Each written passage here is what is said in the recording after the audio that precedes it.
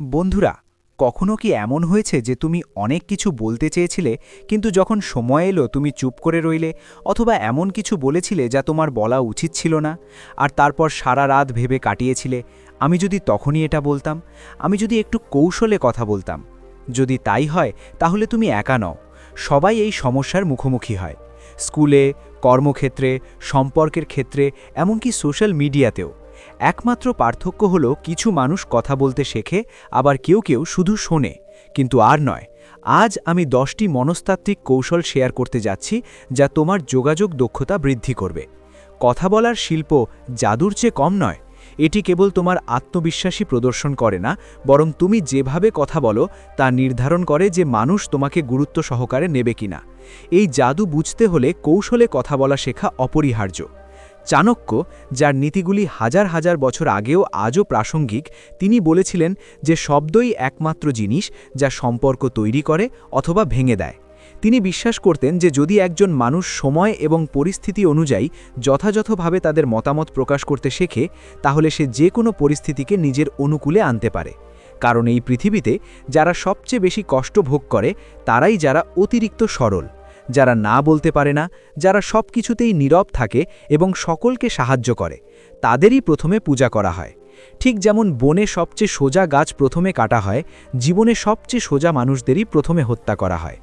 চাণক্য বলেছিলেন যে সোজা গাছ এবং সবচেয়ে সোজা মানুষ উভয়কেই প্রথমে কাটা হয়, এবং এটি আজও সমানভাবে সত্য। বন্ধুরা, কল্পনা করুন যে আপনি এমন একজনের সাথে দেখা করেন যিনি দেখতে খুব সুন্দর, তিনি প্রথম দর্শনে সুন্দর পোশাক পরা এবং আকর্ষণীয়, কিন্তু তিনি কথা বলতে শুরু করার সাথে সাথেই সেই সমস্ত ইতিবাচক ধারণা অদৃশ্য হয়ে যায়। কারণ একজন ব্যক্তির আসল পরিচয় তার কথা বলার ধরন দ্বারা প্রকাশিত হয়। আপনি যত বুদ্ধিমান বা সুদর্শনই হন না কেন, আপনি যদি সঠিকভাবে কথা বলতে না জানেন, তাহলে মানুষ আপনার থেকে দূরে সরে যাবে। আর এই কারণেই এই পৃথিবীতে এমন অনেক মানুষ আছে যাদের জ্ঞান এবং অভিজ্ঞতা আছে, তবুও তারা কেবল নিজেদের প্রকাশ করতে পারে না। নবজাতক শিশুর মতো যারা কথা বলতে পারে না, তাদের অবস্থাও ঠিক তেমনই। যাদের সবকিছু আছে কিন্তু যোগাযোগ দক্ষতার অভাব রয়েছে, তাদের কথা বা আচরণের অভাব রয়েছে, এবং এই কারণে তারা অনেক গুরুত্বপূর্ণ অনুষ্ঠানে তাদের ছাপ নষ্ট করে, পরে কেবল অবাক হয়ে যায়। আমি যদি এটা বলতাম, আমি যদি সেই সময়ে বলতাম, তাহলে হয়তো ফলাফল অন্যরকম হতো। চাকরির ইন্টারভিউ হোক, ব্যবসায়িক চুক্তি হোক, প্রথমবারের মতো অপরিচিত ব্যক্তির সাথে দেখা হোক, অথবা আপনার ক্রাশের সাথে ডেট হোক, যদি আপনি সঠিকভাবে আত্মবিশ্বাসের সাথে এবং কৌশলে নিজেকে প্রকাশ করতে জানেন, আপনি যে কোনো পরিস্থিতির ওপর কর্তৃত্ব করতে পারেন। এই দক্ষতা কেবল মানুষকে মুগ্ধ করে না, বরং তাদের আপনার সাথে একমত হতে বাধ্য করে। চাণক্য বলেছিলেন যে যারা কথা বলতে পারে না তাদের পৃথিবী কখনোই গুরুত্ব সহকারে নেয় না, এবং তাই শব্দ নির্বাচন, সময় এবং আচরণে বুদ্ধিমত্তা প্রদর্শন করা অপরিহার্য। এবং সবচেয়ে গুরুত্বপূর্ণ, আপনার নকল হওয়ার দরকার নেই। অন্য ব্যক্তিকে বোকা বানানো হয় না, তারা তাৎক্ষণিকভাবে বুঝতে পারে যে আপনি আসল নাকি নকল। বিশ্বের সেরা বক্তারা এত বিশ্বস্ত এবং আকর্ষণীয় বলে মনে হয় কারণ তারা নিজেদেরকে তাদের মতো করে উপস্থাপন করে। তাদের কণ্ঠস্বর মৌলিক এবং তাদের কথা হৃদয় ছুঁয়ে যায়। তাহলে এই ভিডিওতে আসুন 10টি মনস্তাত্ত্বিক কৌশল শিখি যা আপনাকে শেখাবে কিভাবে প্রতিটি পরিস্থিতিতে বুদ্ধিমত্তার সাথে কথা বলতে হয়। মানুষের মনোযোগ আকর্ষণ করুন এবং একটি স্থায়ী ছাপ রেখে যান। কৌশল নম্বর 1 হলো আপনার কথার ওপর গুরুত্ব দিন, যাতে লোকেরা আপনাকে হালকাভাবে না নেয়। যদি আপনি চান যে লোকেরা আপনাকে গুরুত্ব সহকারে গ্রহণ করুক, তাহলে প্রথমে নিজেকে গুরুত্ব সহকারে নেওয়া শুরু করুন। এটি তুচ্ছ মনে হতে পারে, কিন্তু এটি চূড়ান্ত কৌশল। হ্যাঁ, পৃথিবী তখনই তোমাকে গুরুত্ব দেবে যখন তুমি তোমার কথায় ওজন আনবে। বিশ্বাস করো, যদি তুমি সবসময় ঝোপঝাড়ের মতো মার খাও, অন্যের মতামতে মুগ্ধ হও অথবা ক্রমাগত পিছু হটো, তাহলে মানুষ তোমাকে হালকাভাবে নিতে শুরু করবে। আচার্য চাণক্য একবার বলেছিলেন, যে ব্যক্তি নিজেকে সম্মান করে না তাকে অন্য কেউ সম্মান করে না। অতএব যে কোনো বিষয়ে কথা বলার সময় তোমার কথায় স্পষ্টতা, আত্মবিশ্বাস এবং দৃঢ় অবস্থান প্রতিফলিত হওয়া অত্যন্ত গুরুত্বপূর্ণ। তুমি যদি তরুণ হও অথবা তোমার অবস্থান বা অভিজ্ঞতার অভাব থাকে, তবুও যখন তুমি তোমার বক্তব্য দৃঢ়ভাবে এবং সংযতভাবে উপস্থাপন করো, তখন অন্য ব্যক্তি তাৎক্ষণিকভাবে বুঝতে পারবে যে তুমি প্ররোচিত হবে না। তোমার শব্দের পছন্দ, কণ্ঠস্বর এবং শারীরিক ভাষা সব কিছুই তোমার কথার প্রভাব নির্ধারণ করে। তোমার এমন মনে হওয়া উচিত নয় যে তুমি কেবল নিজের জন্য কথা বলছো। প্রতিটি শব্দই অন্য ব্যক্তিকে ভাবিয়ে তুলবে। ব্যক্তি জানে তারা কি বলছে। কাউকে তোমাকে অবমূল্যায়ন করার সুযোগ দিও না। তুমি কিভাবে কথা বলো তা নির্ধারণ করে যে মানুষ তোমাকে কতটা মূল্য দেবে। এবং মনে রাখবেন, তুমি অল্প বয়সেও পরিণত এবং শক্তিশালী দেখাতে পারো। শুধু তোমার কথায় দৃঢ় থাকো। যে কোনো প্ল্যাটফর্মে কথা বলার সময়, সেটা মিটিং, বন্ধুত্বপূর্ণ কথোপকথন অথবা সোশ্যাল মিডিয়া হোক, সব সময় তোমার অবস্থান সম্পর্কে স্পষ্ট থাকো। এমন ভাব দেখাবে না যে তুমি চাপের মধ্যে আছো অথবা শুধু সবাইকে খুশি করার জন্য কথা বলছো। তোমার কথার উপর এমন গুরুত্ব দাও যাতে অন্য ব্যক্তি তোমাকে হালকাভাবে নিতে সাহস না করে। বন্ধুরা, যদি তুমি মূল বিষয়টি বুঝতে পারো তাহলে দয়া করে ভিডিওটি লাইক করো, এই চ্যানেলটি সাবস্ক্রাইব করো এবং আমি একজন বুদ্ধিমান মানুষ বলে মন্তব্য করো। কারণ আমরা যা বলি তাই হয়ে ওঠে। যদি তুমি তা লিখে রাখো তাহলে তা তোমার মনে গেঁথে যায়। 2 নম্বর কৌশল, আঠালো চোখ। চোখের সাথে কথা বলাও একটি শিল্প। স্মার্টলি কথা বলা কেবল শব্দের সাথে খেলা করে না, বরং শরীরের ভাষাও ব্যবহার করে, এবং তোমার চোখের ব্যবহার সবচেয়ে কার্যকর। কল্পনা করো, তুমি কারো সাথে কথা বলছো, কিন্তু তোমার চোখের দিকে তাকানোর পরিবর্তে তার চোখ ক্রমাগত এদিক ওদিক ঘুরছে, কখনো ফোনে, কখনো দেয়ালে, কখনো ঘড়িতে। এটা দেখে তোমার কেমন লাগবে? হয়তো তারা তোমার প্রতি বা তুমি যা বলছো তাতে আগ্রহী নয়, এবং অনেকেই নিজেরাই এই ভুল করে। কথোপকথনের সময় যদি তুমি অন্য ব্যক্তির চোখের দিকে না তাকাও, তুমি যতই ভালো কথা বলো না কেন, তোমার প্রভাব অর্ধেক কমে যাবে। আচার্য চাণক্য বলেছেন, যদি তুমি চোখের যোগাযোগ বজায় রাখো তাহলে তা দৃঢ়ভাবে বজায় রাখো, অন্যথায় নীরবতা ভালো। এর অর্থ হল, যদি তুমি কারো সাথে যোগাযোগ করছো তাহলে তোমার মনোযোগ এবং উপস্থিতি স্পষ্টভাবে দৃশ্যমান হওয়া উচিত। আঠালো চোখ বলতে কথোপকথনের সময় অন্য ব্যক্তির চোখের দিকে তাকানো বোঝায়, কিন্তু স্বাভাবিকভাবে। এত বেশি নয় যে তুমি তাকিয়ে আছো বলে মনে হচ্ছে, অথবা এত কম নয় যে তুমি অমনোযোগী বলে মনে হচ্ছে। একটি ভারসাম্যপূর্ণ এবং স্থির চোখের যোগাযোগ অন্য ব্যক্তিকে অনুভব করায় যে তুমি তাদের কথা শুনছ, বুঝতে পারছ এবং সম্মান করছ। এমনকি যদি কথোপকথনের সময় তোমাকে কিছু ভাবতে হয় বা অন্যদিকে তাকাতে হয়, তবুও সেই নড়চড় ধীর এবং স্থির হওয়া উচিত। এটা এমন মনে হওয়া উচিত নয় যেন তুমি পালিয়ে যাচ্ছ বা বিরক্ত হচ্ছ। মনে রাখবেন, তোমার চোখ তোমার আত্মবিশ্বাস প্রতিফলিত করে। যখন তুমি চোখের যোগাযোগের মাধ্যমে কথা বলো, তখন অন্য ব্যক্তি তোমার কথার সাথে সাথে তোমার উদ্দেশ্যও বুঝতে পারে। তাই পরের বার যখন তুমি কারো সাথে কথা বলবে, সে বন্ধু হোক, বস হোক, ক্লায়েন্ট হোক অথবা অপরিচিতই হোক, তোমার কথার মাধ্যমে যতটা বুদ্ধিমত্তা এবং ধূর্ততা দেখাও, চোখের মাধ্যমেও ততটাই বুদ্ধিমত্তা এবং ধূর্ততা প্রদর্শন করো। কারণ সত্যিকারের এবং আত্মবিশ্বাসী চোখের যোগাযোগ কথা না বলেও তোমার বক্তব্যকে প্রভাবশালী করে তুলতে পারে। কৌশল নম্বর 3, অন্য ব্যক্তির দুর্বলতাগুলি বুঝুন। এখান থেকেই সংযোগ এবং প্রভাব শুরু হয়। বুদ্ধিমত্তার সাথে কথা বলার সবচেয়ে গভীর রহস্য হল কেবল অন্য ব্যক্তির কথা শোনা নয়, বরং তাদের অনুভব করাও। প্রতিটি ব্যক্তি বাইরে থেকে দেখা যেতে চায়। একজন মানুষ যতই শক্তিশালী, আত্মবিশ্বাসী এবং চিন্তামুক্ত দেখাক না কেন, তার ভেতরে সবসময় কিছু না কিছু ভাঙা থাকে। কিছু অসমাপ্ত গল্প, কিছু ভয়, কিছু দুর্বলতা যা তাকে বারবার তাড়া করে বেড়ায়। আর যে ব্যক্তি সেই দুর্বলতা স্বীকার করে, সে সত্যিই বুদ্ধিমান। চাণক্য বলেছিলেন, শত্রুকে পরাজিত করার আগে তার দুর্বলতাগুলি বুঝতে হবে। কিন্তু যদি এই একই নীতি সম্পর্কের ক্ষেত্রে প্রয়োগ করা হয়, তাহলে আপনি কেবল কাউকে জয় করতে পারবেন না, বরং তাদের হৃদয়ও জয় করতে পারবেন। যখন আপনি মানুষের কথা শোনেন, তখন কেবল তাদের কথায় মনোযোগ দেবেন না, তাদের থেকে উদ্ভূত যন্ত্রণা এবং ভয় বোঝার চেষ্টা করুন। যদি কেউ বারবার অর্থের কথা বলে, তবে তার দুর্বলতা কেবল অর্থ নয়, এর পিছনে লুকিয়ে থাকা একটি নিরাপত্তাহীনতা রয়েছে, ভবিষ্যতের ভয় রয়েছে। যদি কেউ সর্বদা প্রশংসা শুনতে চায়, তাহলে সম্ভবত সে ছোটবেলায় প্রশংসা পায়নি বা এখনও নিজের ওপর আত্মবিশ্বাসের অভাব রয়েছে। যখন আপনি কারোর দুর্বলতাগুলি বুঝতে পারেন এবং সেই জায়গা থেকে শুরু করেন, যখন তুমি তাদের সাথে কথোপকথন শুরু করো, তখন তারা তোমাকে কেবল একজন শ্রোতা হিসেবে নয়, বরং একজন সহানুভূতিশীল হিসেবে দেখে। এই মুহূর্তটি হল একটি সাধারণ কথোপকথন কার্যকর যোগাযোগে পরিণত হয়, একটি স্থায়ী সংযোগ তৈরি করে। এবং মনে রাখবেন, কারুর দুর্বলতা বোঝা বুদ্ধিমানের কাজ, কিন্তু সেগুলোকে অস্ত্র হিসেবে ব্যবহার করা হলো প্রতারণা। চাণক্যনীতি আমাদের শেখায় যে এই দুর্বলতাগুলোকে বুদ্ধিমানের সাথে ব্যবহার করতে, সেগুলোকে কাজে লাগাতে নয়। যখন তুমি অন্য ব্যক্তির সাথে কথা বলো, তাদের মানবিকতাকে আলিঙ্গন করে, তখন তোমার কথা স্বয়ংক্রিয়ভাবে শক্তি অর্জন করে। তারা তোমাকে সাহায্য করতে, তোমার কথা শুনতে এবং তোমার সাথে সংযোগ স্থাপন করতে শুরু করে, কারণ তুমি যখন বাকি বিশ্ব তাদের উপেক্ষা করেছিলে, তখন তুমি তাদের বুঝতে পেরেছিলে। তাই পরের বার যখন তুমি কারো সাথে কথা বলো, তখন তাদের কথার পিছনের আবেগগুলোকে চিনতে চেষ্টা করো, কারণ সত্যিকারের এবং কার্যকর যোগাযোগ শুরু হয় যখন তুমি তাদের মানবিকতাকে চিনতে পারো, তাদের শক্তিকে নয়। কৌশল নম্বর 4, মৌখিক হও, কারণ পৃথিবী দ্রুত মিথ্যাকে শনাক্ত করে। বন্ধুরা, তুমি হয়তো লক্ষ্য করেছ যে যখন তোমার পরিচিত কেউ আরও আকর্ষণীয় দেখানোর জন্য তাদের স্বর বা কণ্ঠস্বর পরিবর্তন করে, তখন এটি তোমার কাছে স্পষ্ট হয়, এবং এটি সবার সাথেই ঘটে। কৌশলের সাথে কথা বলার মূল চাবিকাঠি হল নিজের প্রতি সত্য থাকা। অনেকেই মনে করেন যে পছন্দের এবং চিত্তাকর্ষক হতে হলে নিজেদের সম্পূর্ণরূপে রূপান্তরিত করতে হবে।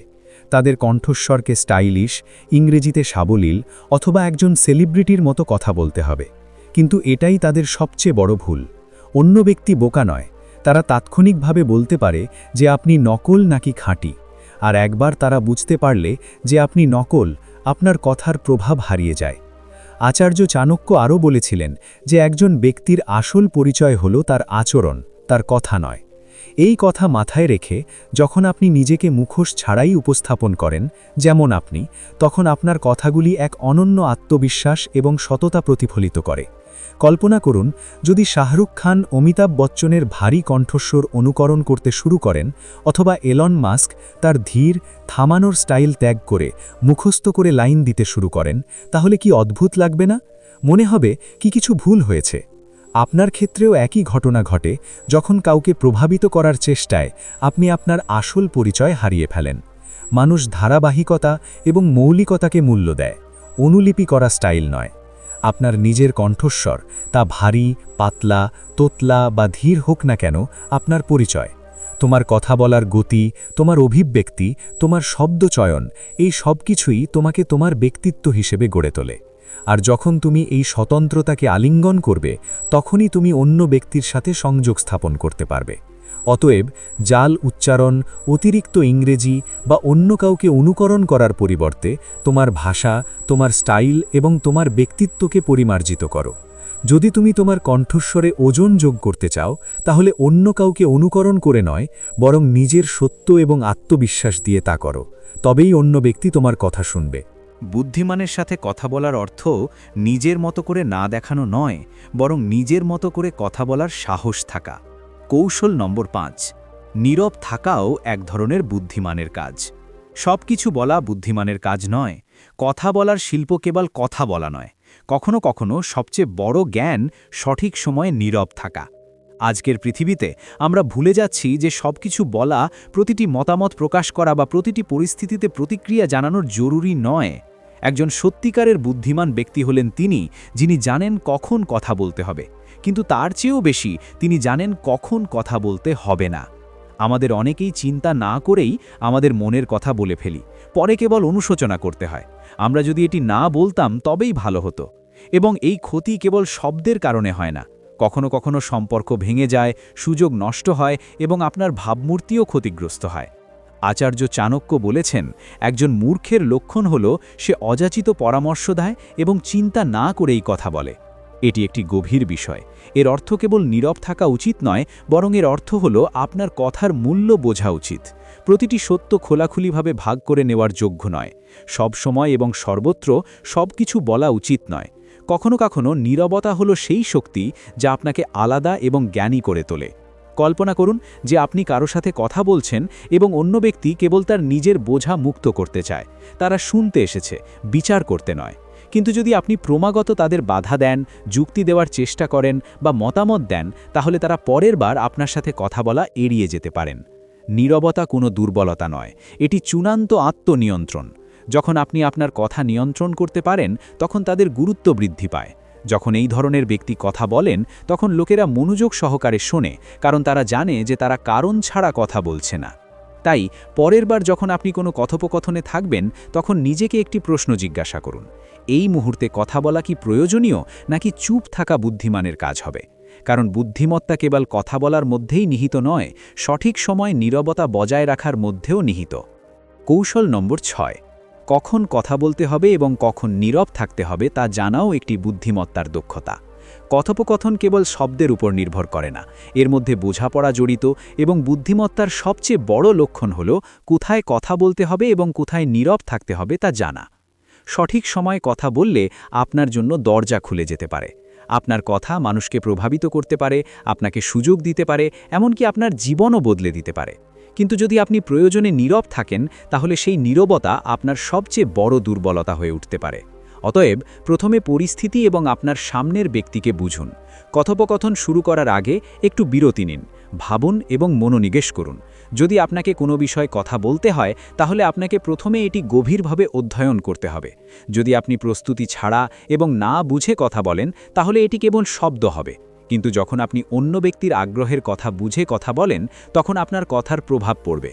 এখানে চাণক্য নীতির একটি গুরুত্বপূর্ণ নীতি মনে রাখবেন, সময়, স্থান এবং ব্যক্তির জন্য উপযুক্ত হলেই শব্দ ব্যবহার করুন। আপনার পরামর্শ তখনই প্রাসঙ্গিক বলে বিবেচিত হবে যখন তা সময় এবং ব্যক্তির সাথে প্রাসঙ্গিক হবে। এখন আপনি কিভাবে অন্য ব্যক্তির আগ্রহ জানবেন? আজকের ডিজিটাল যুগে উত্তরটি বেশ সহজ। ফেসবুক, ইনস্টাগ্রাম অথবা লিঙ্কডইনের মতো সোশ্যাল মিডিয়া প্ল্যাটফর্মগুলিতে একটু মনোযোগ দিন। তিনি কোন পেজগুলি অনুসরণ করেন, তিনি কি পছন্দ করেন, কোন বিষয়গুলিতে তিনি সবচেয়ে বেশি প্রতিক্রিয়া জানান, তিনি কোন নেতা বা সেলিব্রিটিদের সাথে যুক্ত, তিনি কোন কোম্পানি বা ব্র্যান্ডের প্রতি আগ্রহী। এই সমস্ত কিছু জেনেও যখন আপনি তার সাথে সম্পর্কিত কোনো বিষয় নিয়ে আলোচনা করেন তখন অন্য ব্যক্তি তাৎক্ষণিকভাবে সংযোগ স্থাপন করেন। এই মুহূর্ত যখন অন্য ব্যক্তি ভাবেন যে আরে তিনি আমার সম্পর্কে কথা বলছেন, আর এখানেই কথোপকথনের এক শক্তিশালী সেতুবন্ধন তৈরি হয়। যদি আপনি অন্য ব্যক্তিকে অনুভব করাতে পারেন যে এই কথোপকথনটি আপনার আগ্রহের, তাহলে তারা কেবল শুনবেই না, মনোযোগও দেবে। সে শুনবে।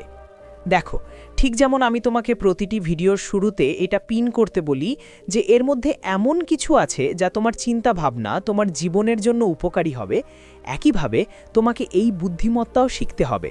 শুধু কথা বলো না, এমনভাবে কথা বলো যাতে অন্য ব্যক্তি থেমে যায়, চিন্তা করে এবং তোমার সাথে সংযোগ স্থাপন করে। কৌশল নম্বর 7, না বলতে শিখো। সবাইকে খুশি করার চেষ্টা করা সবচেয়ে বড় প্রতারণা। তুমি যদি চালাকি করে কথা বলতে চাও তাহলে প্রথমেই বুঝতে হবে যে সবাইকে খুশি করা তোমার দায়িত্ব নয় এবং এটা সম্ভবও নয়।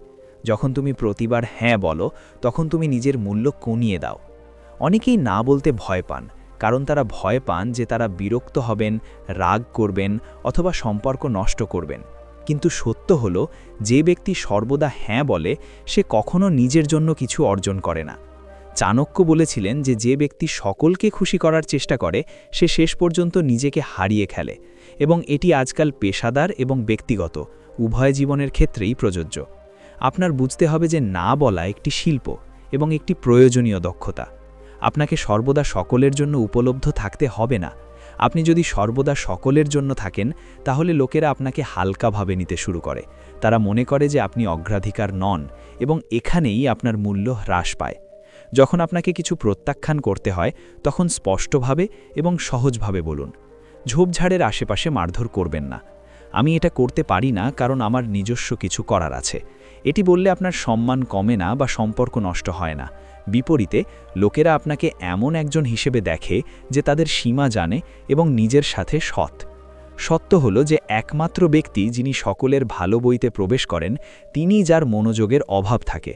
যারা সকলের পিছনে ছুটছেন তারা অবশেষে ক্লান্ত হয়ে কোথাও পৌঁছান না।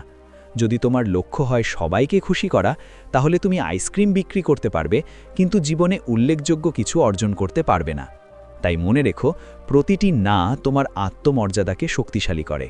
এটা দেখায় যে তুমি তোমার সময়, তোমার শক্তি এবং তোমার মনোযোগ সম্পর্কে সচেতন।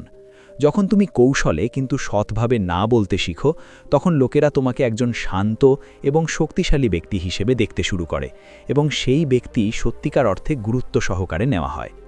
কৌশল নম্বর 8, কম কথা বলো, কিন্তু এমনভাবে বলো যা সরাসরি হৃদয় এবং মনের সাথে প্রতিধ্বনিত হয়। স্মার্টভাবে কথা বলার অর্থ সবসময় বেশি বলা নয়। কম কথা বলে একটি শক্তিশালী এবং প্রভাবশালী বার্তা পৌঁছে দিতে সক্ষম হওয়াই প্রকৃত জ্ঞান।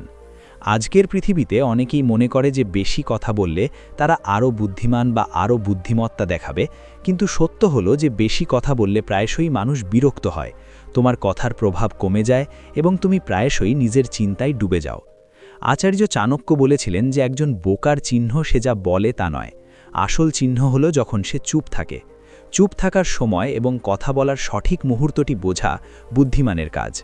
যদি আপনি কারো সাথে কথোপকথন করছেন এবং এটি 5 মিনিটের মধ্যে শেষ হতে পারত, কিন্তু আপনি 15 মিনিট সময় ব্যয় করেছেন, তাহলে আপনি অন্য ব্যক্তির মনোযোগ এবং আপনার নিজস্ব ভাবমূর্তি উভয়ই হারাচ্ছেন।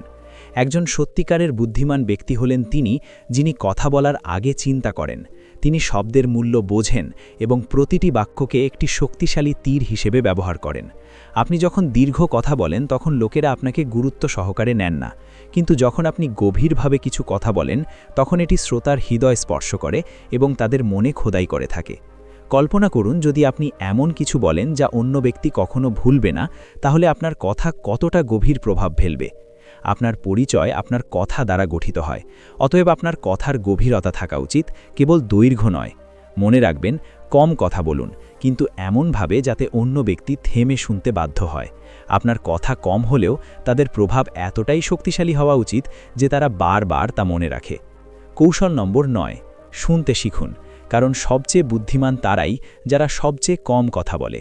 যদি আপনি চান লোকেরা মনোযোগ সহকারে শুনুক, তাহলে তোমাকেও অন্যদের কথা মনোযোগ দিয়ে শুনতে শিখতে হবে। এটা সহজ মনে হলেও এটা চূড়ান্ত কৌশল। আজকের পৃথিবীতে সবাই কথা বলতে চায়, কিন্তু খুব কম লোকই শোনে, এবং এখানেই জ্ঞানী ব্যক্তিরা আলাদাভাবে দাঁড়িয়ে থাকে। চাণক্য নীতি বলে যে যারা শোনে তারা শেখে, এবং যারা শেখে তারা সময় এলে সঠিক সিদ্ধান্ত নেয়। সময় কেবল শব্দ ধরার বিষয় নয়, বরং অন্য ব্যক্তির অনুভূতি, চিন্তাভাবনা এবং উদ্দেশ্য বোঝার বিষয়ও। যখন তুমি মনোযোগ দিয়ে শোনো, তখন তুমি সেগুলো আরও ভালোভাবে বুঝতে পারো। তাদের চাহিদা কি, তারা কি ভাবছে এবং কি তাদের প্রভাবিত করে। যখন তুমি শোনো, তখন তুমি সেই ব্যক্তির মনের মানচিত্র পড়ো, আর যখন তুমি এটা করো, তখন কাউকে বোঝানো অনেক সহজ হয়ে যায়। কথোপকথনে প্রভাব ফেলতে হলে কেবল শব্দ নয়, জ্ঞানের প্রয়োজন, আর সেই জ্ঞান আসে শোনার মাধ্যমে। তাই পরের বার যখন তুমি কারো সাথে কথা বলবে, কথা বলার আগে এক মুহূর্ত থেমে যাও, শুনো, বুঝো এবং তারপর কথা বলো। এই নীরবতা তোমার সবচেয়ে চালাক কৌশল হয়ে উঠতে পারে। মনে রাখবেন, সঠিক সময়ে, সঠিক মেজাজে এবং সঠিক ব্যক্তির সাথে কথা বললে কেবল সেই শব্দই প্রভাব ফেলবে, এবং এটি কেবল তখনই ঘটবে যখন আপনি শুনতে শিখবেন। অতএব কৌশলে কথা বলতে হলে আপনাকে প্রথমে কৌশলে শুনতে শিখতে হবে। কৌশল নং 10, অন্য ব্যক্তির দেহের ভাষা পড়তে শিখুন, তখনই আসল বুদ্ধি শুরু হয়। আপনি কি কখনো শব্দ নিঃশব্দে এমন কোনো সিনেমা দেখেছেন? কোনো শব্দ নেই, তবুও আপনি অভিনেতাদের মুখ দেখে দৃশ্যে কী ঘটছে তা অনুমান করতে পারেন। দুঃখ, রাগ, প্রেম বা ভয়। এর কারণ হল একজন ব্যক্তির দেহের ভাষা এবং মুখের অভিব্যক্তি একটি শব্দ ছাড়াই অনেক কিছু প্রকাশ করে। বাস্তব জীবনের যোগাযোগের ক্ষেত্রেও আপনাকে এই একই কৌশল ব্যবহার করতে হবে। আপনি যদি চান যে আপনার শব্দগুলি প্রভাব ফেলুক, তা আপনার বসের সামনে হোক, ক্লায়েন্টের সাথে হোক, অথবা বন্ধুত্ব এবং সম্পর্কের ক্ষেত্রে হোক, আপনাকে কেবল কথা বলতে হবে না, আপনাকে অবশ্যই অন্য ব্যক্তিকে সাবধানে পর্যবেক্ষণ এবং বুঝতে সক্ষম হতে হবে। কথা বলার সময় সর্বদা লক্ষ্য করুন যে অন্য ব্যক্তি কিভাবে প্রতিক্রিয়া করছে এবং তাদের চোখ কি বলছে। সে কি আপনি যা বলছেন তাতে কি সে আগ্রহী, নাকি সে কেবল ভান করছে? সে কি হাসছে নাকি বিরক্ত? যদি অন্য ব্যক্তি আপনার কথায় সত্যিই আগ্রহী হয়, তাহলে আপনার কথা বলা উচিত। কিন্তু যদি সে উদাসীন বলে মনে হয়, বারবার তার ঘড়ির দিকে তাকাচ্ছে অথবা বিভ্রান্ত হচ্ছে, তাহলে বিষয়ে পরিবর্তন করার সময় এসেছে। আপনি হয় তাকে প্রশ্ন জিজ্ঞাসা করে কথোপকথনে ফিরিয়ে আনতে পারেন, অথবা এমন কিছুতে স্থানান্তরিত করতে পারেন যা তার আগ্রহের। চাণক্য নীতি এটি শেখায়। একজন জ্ঞানী ব্যক্তি হলেন তিনি, যিনি পরিস্থিতি এবং ব্যক্তির সাথে মানিয়ে তার সুর খাপ খাইয়ে নেন। অন্য ব্যক্তি কি ভাবছে এবং অনুভব করছে তা জানা একজন গোয়েন্দার চেয়ে কম নয়। আর যারা এই শিল্পে দক্ষ, তাদের জন্য মানুষের মন জয় করা অনেক সহজ হয়ে যায়। তাই মনে রাখবেন, কেবল বক্তা হবেন না, বরং পাঠক হন। মুখ, অঙ্গভঙ্গি এবং চোখের ভাষা পড়তে শিখুন, কারণ কৌশলে কথা বলা কেবল শব্দের খেলা নয়, এটি এমন একটি পরিবেশনা যেখানে প্রতিটি বিবরণ গুরুত্বপূর্ণ। তাই বন্ধুরা, এখন আপনার বুঝতে হবে যে স্মার্টলি কথা বলা কঠিন নয়, আপনার শুধু সঠিক দৃষ্টিভঙ্গি এবং দৃষ্টিভঙ্গির প্রয়োজন। যদি আপনি এই টিপসগুলি উপভোগ করেন এবং আপনার কথোপকথনে এই দক্ষতাটি গ্রহণ করতে চান তাহলে দয়া করে লাইক এবং শেয়ার করুন। যদি আপনি এই ধরনের আরও তথ্যবহুল ভিডিও চান তাহলে সাবস্ক্রাইব করুন এবং বেল আইকনে ক্লিক করতে ভুলবেন না, কারণ আমরা আপনাকে প্রতিদিন চাণক্যের নীতি এবং জীবন পরিবর্তনকারী টিপস থেকে শিক্ষা নিয়ে আসি। তাই আসুন একসাথে কথা বলার শিল্প আয়ত্ত করি এবং আমাদের জীবনকে আরও স্মার্ট করে তুলি। দেখতে থাকুন, শিখতে থাকুন এবং ক্রমবর্ধমান হতে থাকুন।